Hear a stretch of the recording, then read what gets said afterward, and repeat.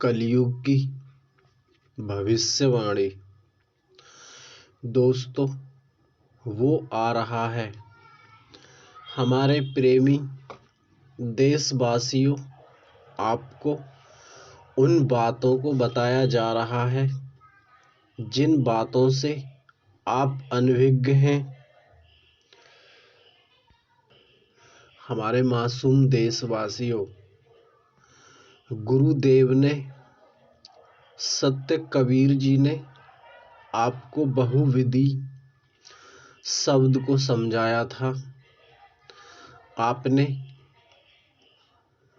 गुरु कबीर, सतगुरु कबीर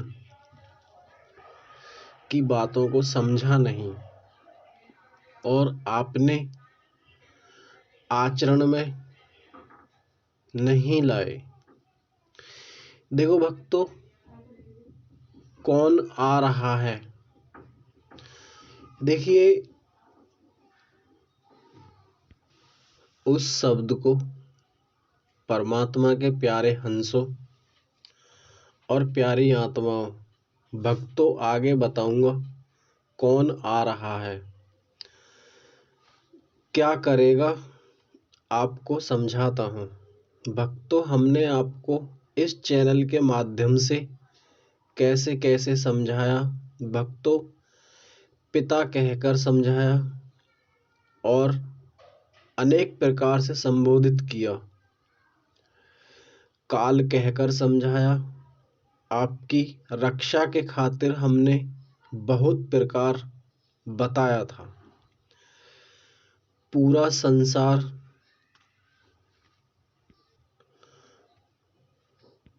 को सत्य शब्द बताया। भक्तों, मेरे हृदय से पूछेंगे आपको, आपकी चिंता के खातिर। भक्तों, आपने सोचा था कि गुरु कबीर का शब्द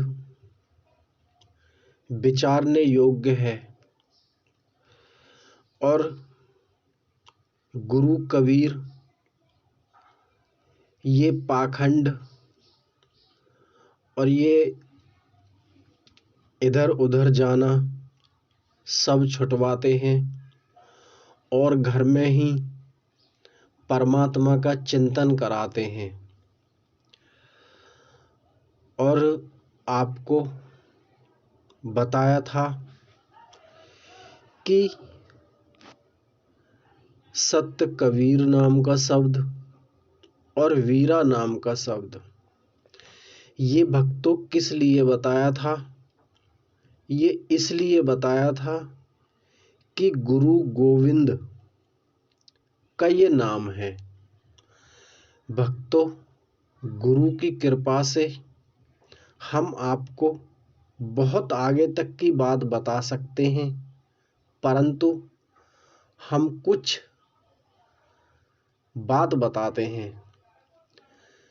भक्तों, जिस हरि का असल संदेश है, उस हरि को तो लोग जानते हैं, परंतु उनका चिंतन नहीं करते हैं, पूछते भी नहीं हैं। सबसे बड़ी तो विडंबना यही है, जिस हरि का असल संदेश है वो है साहिब कबीर का संदेश। खैर, ये तो हो गई हमारी बात। अब बात करते हैं कौन आ रहा है। देखिए भक्तों, काल कल्प कल्प में आता है, बहुत कुछ अस्त व्यस्त करेगा और क्या करेगा। काल भक्तों मार काट का व्यवहार करेगा, हिंदू मुस्लिम करेगा, सभी को कष्ट देगा, आपस में भिड़ाएगा और भक्तों बहुविधि चाल चलेगा, जीवों का बुरा हाल करेगा। सतयुग में यम का व्यवहार ऐसा काल कसाई था कि बलि देता था, रोज जीवों को मारकर खाता था। चारों तरफ था काल का जाल, कोई समझ न पाया। जीवों को देखा था विकल, बहुत प्रकार जीव करते थे पुकार। आकर कोई ले उन्हें बचाए, आई दया श्री हरि को, परम पुरुष को। जीवों को देखा भूलोक पर दुखी, हरि आए नर्तन धारण करके। हरि ने जीवों को बचाया, वो ही हरि हैं अगम अपार। वो ही हरि संत कबीर कहाए, जग में आए नर्तन धारण करके। उस प्रभु को जान नहीं पाए। अब बात करते हैं अवतारों की। देखिए भक्तों, ये अवतार जो धरते हैं काल ही धरते हैं। जो भी इन अवतारों से बचे वो ही संत अच्छा है। मन ही लिए अवतार, सब सृष्टि का करे संहार। काल को समझना बहुत ही कठिन है। समझो भक्तों, ये पूर्ण हरि का आदेश है और उन हरि की शरण में आइए। आप आने का उपाय करें भक्तों। हरि के भक्तों, आपको बहुत विधि शब्द को समझाया। देखिए दोस्तों, सदगुरु कबीर कहते हैं कि पहान पूजने से हरि मिले, तो मैं पूरा संसार पर्वत पूज लूं, परंतु ऐसा नहीं है। हमारे हृदय में राम है, हमारे पूरे तन में देवों का वास है, परंतु हम ढूंढते हैं बाहर कुछ नहीं है, अपने ही पास सब कुछ है। देखो भक्तों, सबसे बड़ी बात तो यही है, ऊंच नीच खत्म नहीं हुई है। और आपको ये भी बताया था कि उस हरि के पास आने से, उन शब्द को विचार करने से ऊंच नीच खत्म होती है और समानता का प्रभाव रहता है। देखिए दोस्तों, ऊंच नीच प्रभु नहीं बनाते हैं, ऊंच नीच में संसार फंसता है। देखिए दोस्तों, ये संसार हमारे देखने के लिए संसार है, अन्यथा एक क्षण का खेल है। आप भी जानते हैं, हम भी जानते हैं। इन बातों को भक्तों इसलिए प्रकट किया जा रहा है और ये चैनल आगे की गति, खुद की पहचान, खुद की खोज और कैसे खुद को जाना जाता है, कैसे खुद को पहचाना जाता है और कैसे हरि का चिंतन किया जाता है। देखिए दोस्तों, संत कबीरदास जी ने कहा था कि सुमरण कई प्रकार के हैं। सुमरण वाचिक, उपांशु, मानसिक, सब प्रकार के सिमरण है। परंतु अंतर सिमरण विशेष है। आपको बोलकर भी जाप करवाया है। क्यों? देखिए भक्तों, सबसे पहले साधक बोलकर ही जाप करता है। देखिए दोस्तों, आजकल जो ये हो रहा है, इससे बचने का उपाय है आपको। देखिए बंधुओं, जब इंसान ही इंसान की वैल्यू, इज्जत नहीं करता है या नहीं करते हैं, तो भक्तों कहीं ना कहीं इंसानियत को बहुत बड़ी ठेस पहुंचती है। परंतु हमें ऐसा नहीं करना चाहिए। हमें एक दूसरे की इज्जत करनी चाहिए, एक दूसरे से प्यार करना चाहिए। देखिए दोस्तों, एससी, ओबीसी और ये जितनी भी कास्ट हैं, ये कास्ट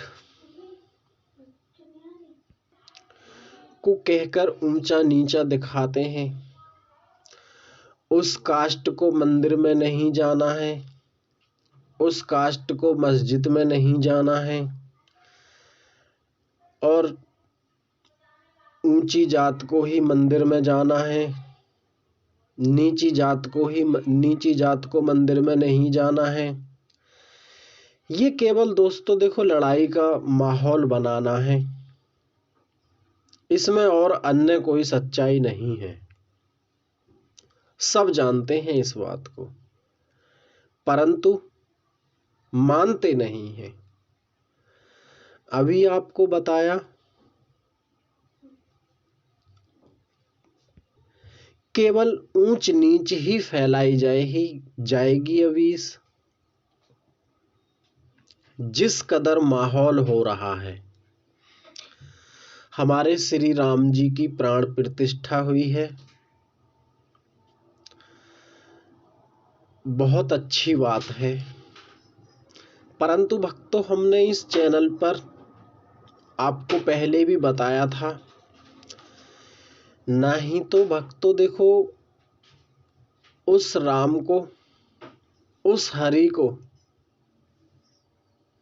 मैं ला सकता हूं, न आप ला सकते हैं, न कोई ला सकते हैं। केवल वो खुद ही आते हैं। हाँ, माध्यम बनाते हैं। परंतु भक्तों, ऊंच नीच को खत्म करना बहुत जरूरी है। समानता भाव बहुत अवश्य जरूरी है। देश संविधान से चलता है। भगवान का नाम संविधान नहीं होता है दोस्तों।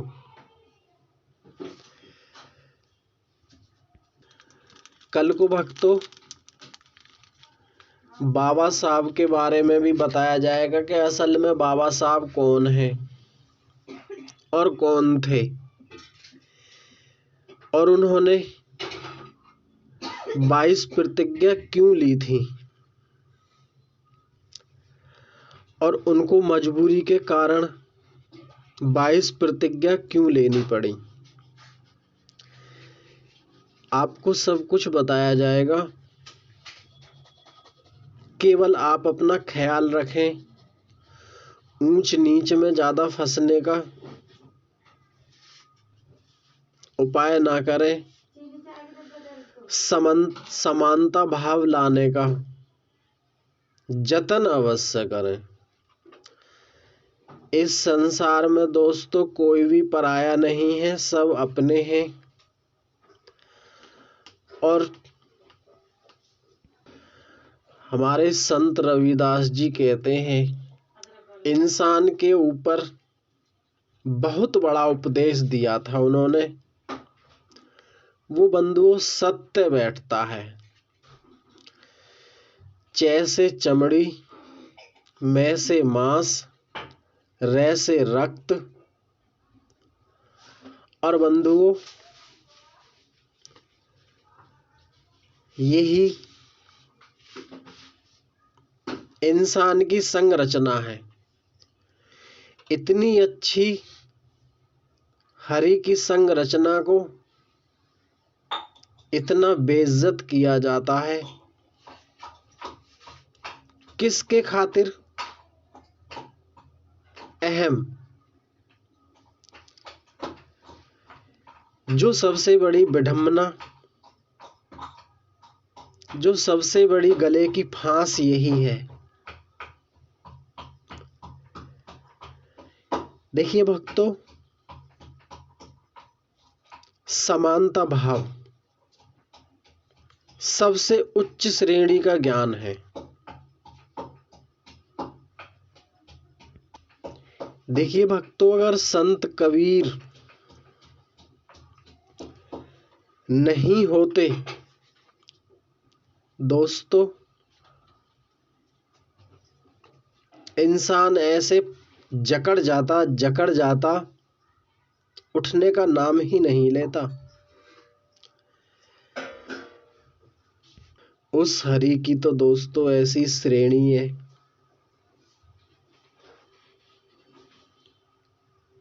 बहुत अच्छी। खैर, आप अपना ध्यान रखें, शब्द पर विचार करें। हमारी वीडियो पिछली वीडियो है, उनको सुनकर खुद को पहचानने का प्रयास करें और अपने माता पिता भाई बहन सब में खुशी का माहौल बनाएं। और बंधुओं, हम 2 दिन वीडियो नहीं डाल पाए, हम कहीं 1-2 दिन के लिए चले गए थे। देखिए बंधुओं, हमारी बात केवल अलग ही मिलती हैं। क्यों मिलती हैं? क्योंकि दोस्तों गुरुदेव का कार्य है, गुरु कबीर का कार्य है। आप समझदार हैं। नमस्कार दोस्तों।